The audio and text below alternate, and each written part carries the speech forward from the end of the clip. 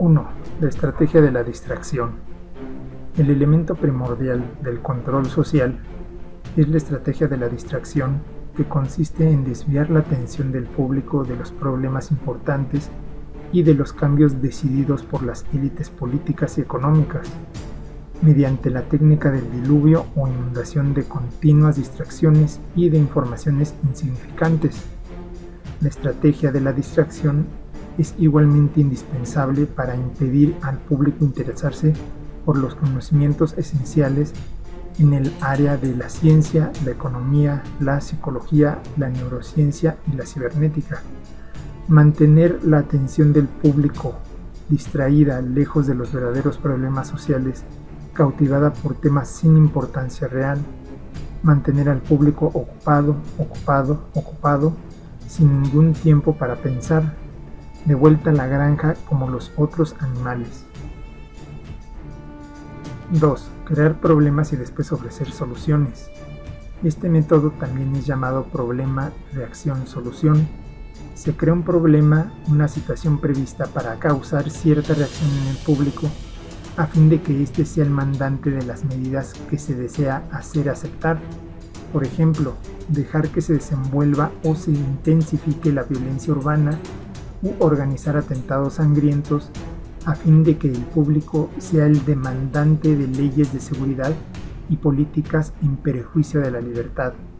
O también crear una crisis económica para hacer aceptar como un mal necesario el retroceso de los derechos sociales y desmantelamiento de los servicios públicos.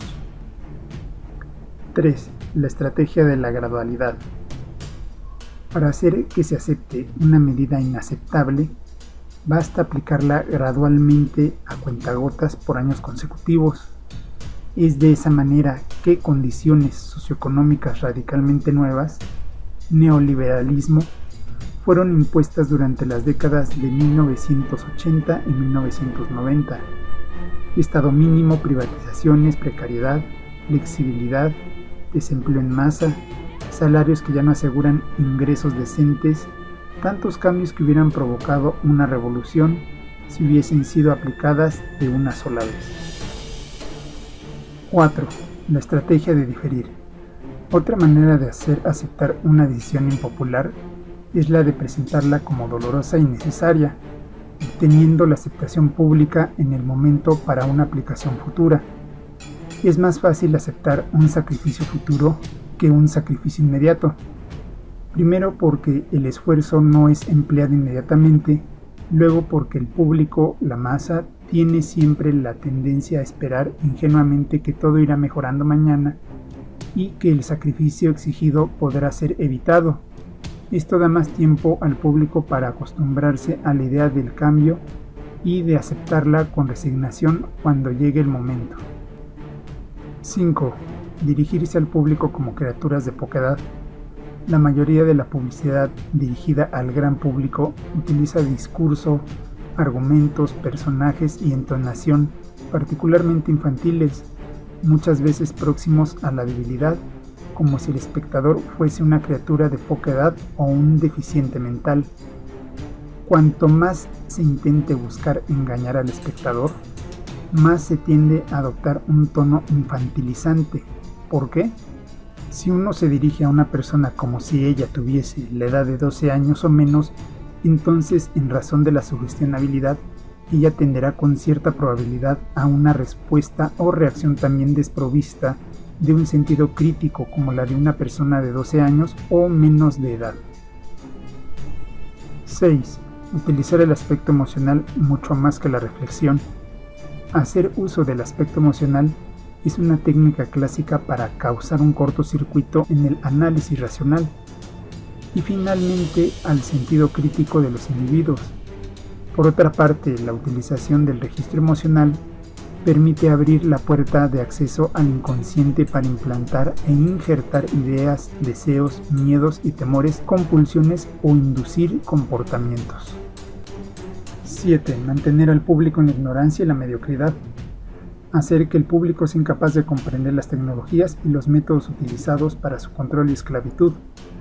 La calidad de la educación dada a las clases sociales inferiores debe ser la más pobre y mediocre posible, de forma que la distancia de la ignorancia que planea entre las clases inferiores y las clases sociales superiores sea y permanezca imposible de alcanzar para las clases inferiores.